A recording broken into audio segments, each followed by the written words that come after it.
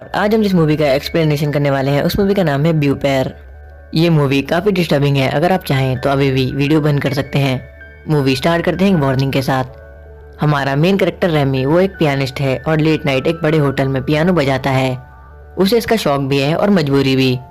वो बताता है कि उसने एक टारगेट लिया था सक्सेस होने का 30 से पहले और अब वो 29.5 का है और 6 महीने ही बचे हैं उसके 30 के होने में। और वो अपनी जॉब से खुश था, लेकिन उसे हफ्ते में पैसे मिलते थे, वो भी बहुत कम, और वो कुछ नहीं बोल सकता था वरना उसे नौकरी से निकाल दिया जाता। फिर वो बताता है कि सबकी वाइफ उनके हस्बैंड का इंतजार करती है, लेकिन मेरी वाइफ। तभी सीन कट होता है। रेमी की वाइफ तैयार हो रही थी। वो एक मॉडल थी और रेमी उसका दूसरा हस्बैंड। उसके पहले हस्बैंड से उसकी एक डॉटर भी थी जिसका रेमी बहुत ख्याल रखता था। रेमी की वाइफ तैयार हो रही थी जाने के लिए। रेमी उसके पास आता है और कहता है कि आज मैं तुम्हारे लिए जल्दी उठा हूँ। रेमी की वाइफ कहती है क्यों? रेमी कहता है कि मैं तुमसे ढंग से मिल भी नहीं पाता, हम एक दूसरे का फेस भी नहीं देख पाते। तुम सुबह अपने काम पे निकल जाती हो और मैं रात में। रेमी की वाइफ कहती है लेकिन तुम फिर भी ना के बराबर ही कमा पाते हो।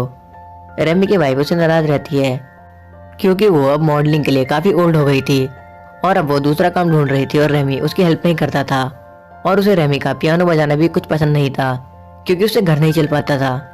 रेमी को अपनी वाइफ पे शक था कि वो अपने फोटोग्राफर को डेट कर रही है। रेमी की वाइफ इस टॉपिक पे कुछ नहीं कहती और वो बस ये चाहती है कि रेमी को कोई अच्छा काम मिल जाए। उसे उसके पियानो पे भरोसा नहीं था। रेमी अपनी वाइफ को कहता है कि तुम्हारी पहले भी शादी हो रखी है और तुम्हारा बच्चा भी है, लेकिन मुझे कोई दिक्कत नहीं है, लेकिन हमें इतना टाइम हो गया है, तुमने मुझे बिल्कुल टाइम नहीं दिया, यहाँ तक कि मैंने तुम्हें आज तक नेकेड भी नहीं देखा। रेमी की वाइफ उसकी बातों पे ध्यान नहीं देती। रेमी कहता है प्लीज आज मत जाओ, हम अच्छा टाइम स्पेंड करेंगे साथ में। रेमी की वाइफ उसकी बात नहीं सुनती है। वो जा रही थी और वो कहती है तुम्हारी कार में पेट्रोल है? रेमी कहता है नहीं शायद। रेमी की वाइफ कहती है तो पैसे दो। रेमी अपनी जीन्स में देखता है और बहुत देर ढूंढने के बाद उसे $30 मिलते हैं। वो अपनी वाइफ को दे देता है। रेमी की वाइफ कहती है फिर तुम क्या करोगे, ये तुम्हारे लास्ट पैसे हैं, अब तुम्हें अगले पैसे तुम्हारे अगले वीकेंड पे मिलेंगे। रेमी कहता है मैं देख लूंगा, तुम जाओ। सीन कट होता है। हमें दिखाया जाता है रेमी अपनी वाइफ की कार को धक्का लगा रहा था। रेमी थक कर कहता है इसकी बैटरी खत्म हो गई है, ये नहीं चलेगी। रेमी की वाइफ कहती है तुम बस धक्का मारो। रेमी मारता है और कुछ देर बाद वो गाड़ी स्टार्ट हो जाती है।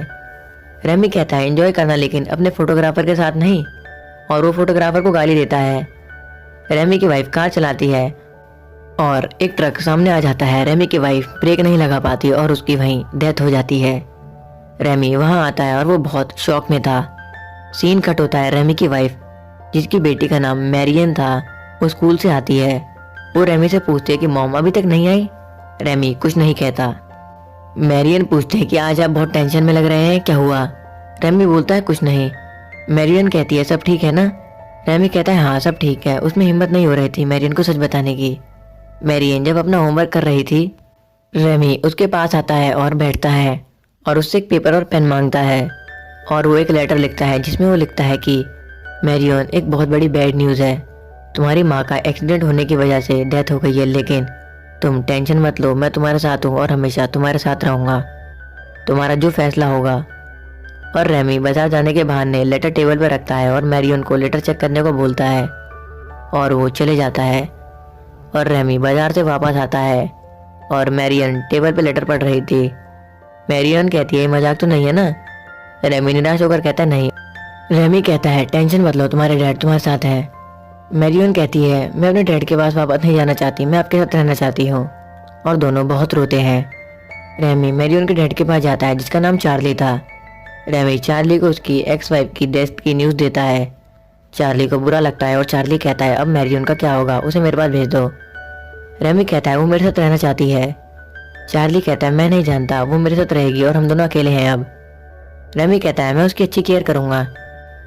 चार्ली कहता है मुझे अच्छा नहीं लगेगा अगर ये केस कोर्ट में ले जाना पड़े तो, बाकी तुम समझदार हो। रेमी घर आता है दुखी होकर। मैरियन कहती है क्या हुआ? रेमी कहता है कुछ नहीं। मैरियन कहती है मैं अपने डैड के पास नहीं जाना चाहती, मैं आपके साथ रहना चाहती हूँ। रेमी कुछ नहीं कहता और रात को दोनों बेड पे बहुत रोते हैं। अगले दिन रेमी मैरियन का सामान पैक करता है। चार्ली आता है, रेमी उसे ड्रिंक देता है। रेमी कहता है मैरियन का हमेशा ख्याल रखना। मैरियन स्कूल से वापस आती है। रेमी मैरियन से कहता है अपना ख्याल रखना। रेमी चार्ली को बोलता है मैरियन को दवाई टाइम पे दे देना उसके प्रिस्क्रिप्शन के हिसाब से और उसे रात को जल्दी सुला देना वरना उसे नींद नहीं आती। उसका ख्याल रखना। वैसे मैं जानता हूँ तुम घर पे नहीं रहते, मुझे नहीं पता मैं तुम्हें मैरियन को कैसे दे रहा हूँ। और चार्ली मैरियन को लेकर चले जाता है। रेमी बहुत उदास हो जाता है और अपने दोस्त के पास जाता है और उसके साथ टाइम स्पेंड करता है। और वो उसे बताता है कि वो मैरियन को बहुत प्यार करता था।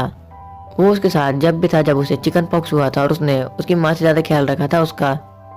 रेमी वापस घर जाने के लिए निकलता है। वो रोड क्रॉस करके पास वाले टेलीफोन बूथ पे मैरियन को फ़ोन करता है और उससे पूछता है कि तुम ठीक हो ना, तुम्हें किसी भी तरीके की कोई दिक्कत तो नहीं।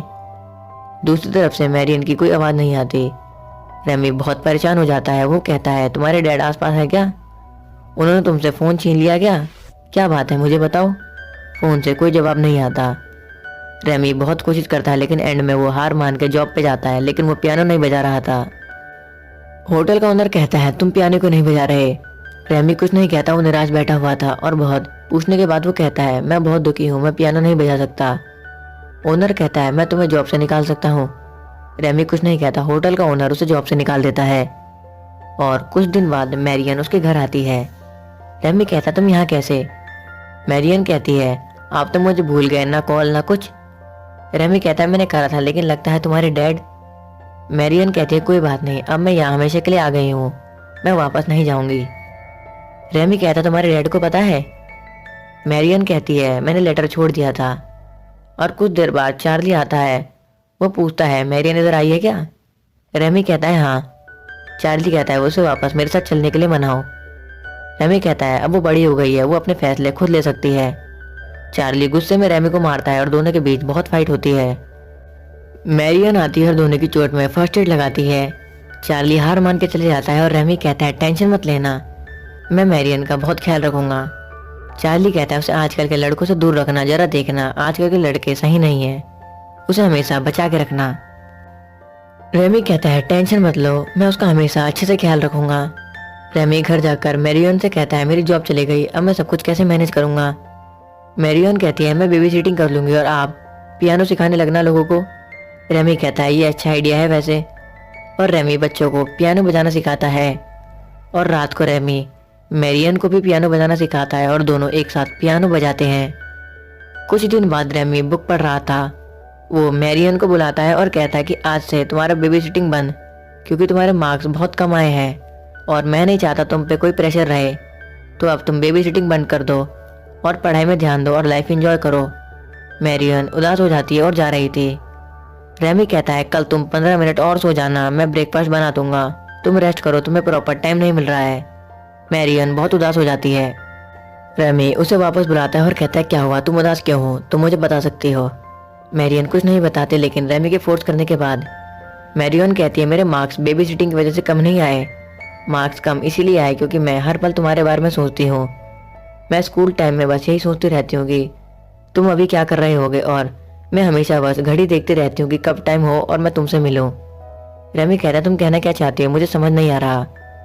मैरियन कहती है मेरी हिस्ट्री में 0 नंबर आए तुम्हारी वजह से, क्योंकि जब टीचर मेरे से क्वेश्चन पूछ रहा था तो मैं बस तुम्हारे बारे में ही सोच रही थी, मैं तुमसे फिजिकली अट्रैक्ट हो गई हूँ। रेमी कहता है ये तुम क्या कह रही हो, तुम होश में तो हो, तुम क्या कह रही हो, वैसे भी ये सब इस उम्र में कॉमन है क्योंकि तुम मेरे साथ ज़्यादा रहती हो और हिस्ट्री तो वैसे भी बोरिंग सब्जेक्ट है, तो ये कॉमन है, तुम गलत मतलब निकाल रही हो बस। मैरियन कहती है मुझे इंग्लिश, मैथ और फ्रेंच में भी ये सब होता है। रेमी कहता है चुपचाप अपने रूम में जाओ। मैरियन कहती है मैं यहाँ सोना चाहती हूँ तुम्हारे साथ और तुम्हें फील करना चाहती हूँ। रेमी कहता है तुम पागल हो गई हो क्या, तुम ये क्या कह रही हो, तुम होश में तो हो, चुपचाप अपने रूम में जाओ। मैरियन चली जाती है। रेमी को बहुत गुस्सा आता है और सुबह लंच के टाइम मैरियन रेमी से कहती है मुझे पक्का तुमसे फिजिकल अट्रैक्शन है, मुझे कल साइन दिखे। रेमी कहता है कैसे साइन। मैरियन कहती है मैं जब भी तुम्हारे पास रहती हूँ तो मेरी हार्ट बीट बहुत तेज हो जाती है और मैं सांस भी बहुत तेजी से लेती हूँ, ये सारे साइन हैं। रेमी कहता है अपनी पढ़ाई में ध्यान दो, इन सब फालतू बातों में नहीं। मैरियन कहती है मैं बच्ची नहीं हूँ, अब मैं बड़ी हो गई हूँ, मैं एक वुमेन हूँ। रेमी कहता है ये तुम क्या कह रही हो। मैरियन कहती है मुझे तुम्हारे साथ बहुत अच्छा लगता है। रेमी को गुस्सा आता है।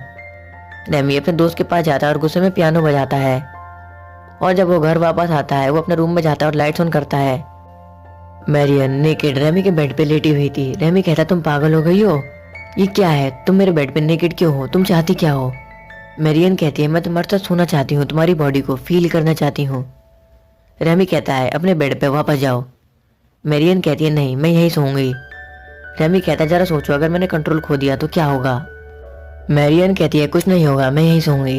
रेमी कहता है पहले कपड़े पहन कर आओ। मैरियन कपड़े पहन कर आती है।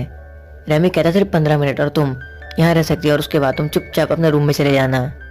रेमी फिर बेड पे न्यूज़पेपर पढ़ता है। मैरियन बोलती है मैं बच्ची नहीं हूँ, बड़ी हो गई हूँ।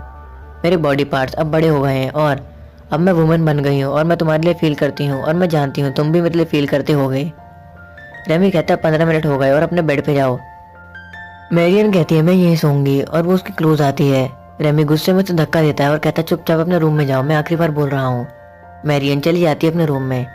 अगले दिन स्कूल में मैरियन बहुत उदास बैठी थी। टीचर आता है और कहता है मैं तुम्हें बहुत दिन से नोटिस कर रहा हूँ, तुम बहुत उदास और गुमसुम बैठी रहती हो और ना तुम्हारे फ्रेंड्स है और ना तुम किसी से बात करती हो। तुम्हें कोई प्रॉब्लम है तो बताओ। मैरियन कुछ नहीं कहती और प्रिंसिपल मैरियन के पेरेंट्स को बुलाता है और रेमी और चार्ली आते हैं। प्रिंसिपल कहता है मैरियन को क्या हुआ है और आप में से उसके डैड कौन है। चार्ली कहता है मैं हूँ। प्रिंसिपल कहता है फिर आप कौन है। रेमी कहता है मैं उसकी माँ हूँ। प्रिंसिपल कहता है देखिए मैरियन बहुत अकेली रहती है, उसे आप कहीं दूर ले जाइए घुमाने ताकि उसका मूड चेंज हो जाए, उसे किसी माउंटेन वाले एरिया पे ले जाइए, अच्छा रहेगा। रेमी कहता है चार्ली ले जाएगा। चार्ली कहता है ठीक है, लेकिन मेरा नया बार खुलने वाला है तो मुझे वहाँ जाना है, तुम ट्रेन में रात को मैरियन को छोड़ देना, मैं ट्रेन में उसे मिल लूँगा। चार्ली कहता है ठीक है। रेमी मैरियन को ट्रेन स्टेशन में छोड़ने जाता है। मैरियन उदास हो जाती है। मैरियन कहती है बुरा ना मानो तो एक बात पूछूं। रेमी कहता है पूछो। मैरियन कहती है मैं जा रही हूँ, प्लीज़ अब मना मत करना। रेमी उसे उदास होकर किस करता है और रेमी ट्रेन से उतर जाता है और मैरियन ट्रेन की विंडो से स्माइल देती है। रेमी घर जाता है और घर में उसका मकान मालिक आता है, वो उसे घर से निकाल देता है रेंट ना देने की वजह से। रेमी अपने दोस्त के घर में अपना सामान शिफ्ट करता है और कुछ दिनों तक वो वहीं रहता है। एक दिन वो डिनर कर रहा था, उसके दोस्त को फ़ोन आता है और वो फ़ोन मैरियन का था। उसका दोस्त वो फ़ोन रेमी को देता है। रेमी कहता है मैं तुम्हें बता नहीं सकता मैं तुम्हें कितना मिस कर रहा हूँ। मैरियन कहती है मैं भी, आई लव यू, कल क्रिसमस है, मैं चाहती हूँ क्रिसमस किस मिल जाती तो मज़ा आ जाता। रेमी कहता है मैं तुम्हें बहुत बड़ा सरप्राइज़ दूंगा क्रिसमस पर। और अगले दिन वो मैरियन के होटल आता है, वो उसे कॉल करता है। मैरियन आती है और दोनों कार में किस करते हैं एक दूसरे को और दोनों रूम में जाते हैं। मैरियन कहती है डैड कुछ देर में यहाँ आएंगे और वो कुछ देर बाद वहाँ से वापस चले जाएंगे। मैरियन रेमी को $100 देती है और कहती है शेविंग कर लेना और दोनों किस करते हैं। सीन कट होता है। मैरियन रूम में आती है, रेमी नेकेड सो रहा था। मैरियन कपड़े खोलती है और रेमी के पास जाती है और रेमी उठता है और दोनों फिजिकली इंटीमेट होते हैं। और सीन कट होता है, रेमी कार से वापस जा रहा था। वो अपने आप से कहता है अपनी मरी हुई वाइफ से मुझे माफ़ कर देना, तुम वैसे समझ रही होगी क्या हुआ था, मैंने बहुत कोशिश करी थी लेकिन तुम मुझे जानती हो मैं कोई हीरो नहीं हूँ और ना मुझे बनने का शौक है, लेकिन मुझे अब बहुत बुरा लगता है, लेकिन मैं तुमसे वादा करता हूँ मैं मैरियन का हमेशा ख्याल रखूंगा, वो मेरी जिम्मेदारी है। कुछ दिनों बाद रेमी मैरिसन को स्टेशन से लाता है। रेमी उससे बहुत दूर रहने की कोशिश करता है। वो उसे अपने घर पर ले जाता है जो बहुत पुराना और ख़राब हालत में था। रेमी कहता है तुम इस घर में कोई दिक्कत तो नहीं। मैरिसन कहती है नहीं। रेमी उसे उसका रूम दिखाता है। मैरिसन हैरान होती है और कहती है कि मैं बच्ची नहीं हूँ जो तुम मुझे अपने से दूर रूम दे रहे हो, मुझे तुम्हारे साथ ही सोना है। रेमी कहता है ये नहीं हो सकता, तुम्हें अलग ही सोना होगा, तुम समझती क्यों नहीं हो, हम दोनों की एज में बहुत गैप है, तुम अपनी एज के किसी लड़के को डेट क्यों नहीं करती हो, हमारे बीच कुछ नहीं होगा, हम एक नई लाइफ स्टार्ट करेंगे। और मुझे भी ये सब बोल के बहुत तकलीफ हो रही है, लेकिन तुम अपनी एज के लड़कों को डेट करो। और सीन खट होता है, रेमी पियानो बजाता है और वो घर वापस आता है तो वो देखता है मैरिसन के रूम में बहुत सारे लड़के थे और मैरिसन उनके बीच में बैठी थी। रेमी कुछ नहीं कहता, वो अपने बेड में जाता है और सो जाता है। और अगले दिन जिस होटल में रेमी पियानो बजाता था उस होटल में मैरिसन आती है लड़कों के साथ और अपना बर्थडे सेलिब्रेट करती है और बहुत सारे लड़कों के साथ वो क्लोज होती है। रेमी देखकर पियानो बजा रहा था, उसे अच्छा नहीं लगता लेकिन वो कुछ नहीं कर सकता था। रेमी के साथ वाले लड़कों की माँ रेमी पे लाइन मार रही थी। रेमी इग्नोर करता है और वो उस लेडी को कहता है मैरिसन को आधी रात में भेज देना और वो चले जाता है। आधी रात को मैरिसन आती है और रेमी कहता है ये सब क्या हो रहा है, इसे बंद करो। मैरिसन कहती है तुमने ही तो कहा था कोई अच्छा लड़का ढूंढो अपनी एज का। रेमी कहता है इसका मतलब ये नहीं तुम सबको डेट करोगी जो मिला उसे। मैरिसन उसके क्लोज आती है और कहती है तुम्हें जलन मची क्या। रेमी कहता है नहीं, लेकिन अब बस हुआ। वो मैरिसन को किस करता है और कहता है मैं और हीरो नहीं बन सकता, मैं हीरो नहीं हूँ। और वो दोनों इंटीमेट होते हैं। और सुबह चार्ली आता है मैरिसन से मिलने, वो गेट नॉक करता है। रेमी और मैरिसन एक साथ सो रहे थे। रेमी कहता है तुम मत उठो मैं जाता हूँ। और वो आते कपड़े पहनता है और गेट खोलता है और वो चार्ली को देखकर हैरान हो जाता है। चार्ली कहता है क्या हुआ। रेमी कहता है कुछ नहीं और वो उसे अंदर बुलाता है और कहता है तुम यहाँ कैसे आए। चार्ली कहता है मैं काम के लिए पेरिस जा रहा था, सोचा अपनी बेटी से एक बार मिल लूँ जाने से पहले, पर वो कहाँ है। रेमी डरते हुए कहता है वो स्कूल गई है और अभी तो वो कैंटीन में होगी। चार्ली कहता है अच्छा। तभी मैरिसन आती है। चार्ली हैरान हो जाता है और कहता है तुमने तो कहा था कि वो स्कूल गई है। मैरिसन बात को संभाल लेती है। रेमी भी अनजान बनने का नाटक करता है। मैरिसन चार्ली को कहती है रेमी को पता नहीं था कि मैं स्कूल नहीं गई, मेरा अलार्म नहीं बजा था। चार्ली कहता है चलो अपने डैड को गुड बाय किस दो, और वो किस करती है और चार्ली चले जाता है। उसके बाद मैरिसन और रेमी किस करते हैं। चार्ली देख लेता है, वो वापस आता है और कहता है कि तुम एक दूसरे को किस कर रहे थे क्या। रेमी कहता है क्या ये तुम क्या कह रहे हो। चार्ली कहता है सॉरी, लगता है मैंने कल रात ज्यादा ही ड्रिंक कर ली थी। वो चले जाता है और सीन कट होता है। रेमी सो रहा था। मैरिसन आती है और कहती है जल्दी मेरे साथ चलो, जहाँ मैं बेबी सिटिंग कर रही थी उस बेबी की तबीयत खराब है और उसकी माँ को फोन नहीं लग रहा, प्लीज मेरे साथ चलो और उसे देखो। रेमी जाता है, उन्हें डॉक्टर बुलाता है और वो डॉक्टर को $150 देता है और वो घर देखता है और वहाँ पियानो भी था। मैरिसन कहती है इसकी माँ का डाइवोर्स हो रखा है, वो अकेली रहती है अपने बच्चे के साथ और डॉक्टर दवाई लिखता है और उस बच्चे की माँ आती है। रेमी उसकी माँ को देखता रहता है और वो कहता है तुम टेंशन मत लो, और रेमी अपनी फ्रेंड से दवाई के लिए पैसे मांगता है। उसके पास अब पैसे नहीं थे। उसकी फ्रेंड पैसे देती है। रेमी उसकी माँ को दवाई देता है। उस बच्ची की माँ उसे थैंक यू कहती है और वो मैरिसन को बहुत सारे पैसे देती है। मैरिसन और रेमी जा रहे थे। मैरिसन कहती है वो लेडी बहुत अच्छी है ना। रेमी उसके बारे में ही पूछने लगता है। मैरिसन कहती है जाओ कल उसका अम्ब्रेला वापस कर देना, मजाक में। रेमी और मैरिसन एक साथ सोते हैं। अगले दिन रेमी उस बच्चे का हालचाल पूछने उसके घर जाता है और बहुत सारा टाइम स्पेंड करता है उस बच्चे की माँ के साथ, और उस बच्चे की माँ भी उसमें बहुत इंटरेस्ट दिखाती है। और रेमी घर आता है और मैरिसन के साथ इंटीमेट होता है। मैरिसन कहती है तुम आज उस बच्चे की माँ के साथ थे ना, तुम वहाँ 3 बजे से 8 बजे तक थे। रेमी कहता है हाँ। मैरिसन कहती है क्या हुआ, तुम उसे अट्रैक्ट हो। रेमी कहता है शायद। मैरिसन कहती है मैं जानती हूँ एक ना एक दिन मैं बड़ी होंगी और तुम्हें डेट करूंगी, ये मेरा सपना है और हमारा एक बेबी हो और हम बहुत खुश रहें, लेकिन सच तो यह है कि वो सब मेरा सपना ही है, वो कभी सच नहीं होगा। तुम्हें और मुझे बहुत तकलीफ होगी, हर टाइम सोच के देखो कैसा लगेगा। मैं जानती हूँ अब मैं बड़ी हो गई हूँ, मैं चाहती हूँ हम दोनों एक न्यू लाइफ स्टार्ट करें, लेकिन मैं तुम्हें कभी भूल नहीं सकती। और वो बहुत रोती है। सीन कट होता है। उस बच्ची की माँ का कॉन्सर्ट होता है पियानो का। रेमी और मैरिसन भी आते हैं। कॉन्सर्ट के बाद रेमी कहता है मैं उस लेडी के साथ अपने म्यूजिक करियर को आगे बढ़ाना चाहता हूँ, तो प्लीज उसे सच मत बताना हमारा कभी। मैरिसन कहती है ठीक है, लेकिन मेरी एक शर्त है। मैरिसन उसे खाली रूम में ले जाती है और कहती है वादा करो जब भी मुझे तुम्हारी जरूरत होगी या तुम्हारी बॉडी को फील करना होगा तुम मेरे पास आओगे, मुझे कभी नहीं भूलोगे तुम। रेमी कहता है मैं वादा करता हूँ तुम जब भी बुलाओगी मैं जरूर आऊंगा, मैं वादा करता हूँ ये। फिर सीन कट हो जाता है। रेमी उस लेडी के साथ बैठा हुआ था। मैरिसन अपने डैड के पास जाती है। चार्ली कहता है तुम यहाँ वापस रहने आई हो क्या। मैरिसन कहती है अगर आपको कोई दिक्कत ना हो तो। मैरिसन अपने डैड को गले लगाती है। रेमी भागा भागा अपने घर जाता है और मैरिसन को ढूंढता है। वो वहाँ नहीं मिलती तो वो उसे ढूंढने उस लेडी के घर जाता है जहाँ वो बेबी सिटिंग करती थी। वो वहाँ जाके मैरिसन को आवाज लगाता है और उसे ढूंढता है और वो उस लेडी के बेड तक जाता है और वो लेडी नेकेड लेटी हुई थी। रेमी उसके पास जाता है और उसे गले लगाता है और वो लेडी कहती है टेंशन मत लो, मैं तुम्हारे साथ हूँ, और दोनों इंटीमेट होते हैं। और उस लेडी की बच्ची सब देख रही थी। और ये सीन दिखाता है मैरिसन की सिचुएशन को कि यही सब उसके साथ उसके बचपन में भी हुआ था, तभी मैरिसन रेमी से अट्रैक्ट थी। और ये मूवी यहीं पे खत्म होती है। इस मूवी की स्टोरी लॉलिता मूवी की तरह थी। हमने बहुत रिसर्च करा तो हमें पता चला ये लॉलिता से पहले रिलीज हुई थी और इसी स्टोरी के बेस्ड पे सन 1900 में इसकी नोवेल भी रिलीज हुई थी। और ब्यूपर का मतलब होता है स्टेप फादर, जो कि इस मूवी का टाइटल है। इस मूवी की लीड एक्ट्रेस जिसका नाम मैरिसन है, उसने इस मूवी के बाद सिर्फ 2 मूवी और करी हैं और उसके बाद वो मेल कैरियर बन गई। इसका मतलब लोगों के मेल डिलीवर करना। और कुछ सालों बाद एक फ्रेंच सीरियल में भी वो दिखी थी। अगर आप चाहते हैं कि हम बाकी बची 2 मूवी और कवर करें तो आप कमेंट करके बताएं। आई होप आपको हमारी वीडियो पसंद आई होगी एंड थैंक्स फॉर वॉचिंग।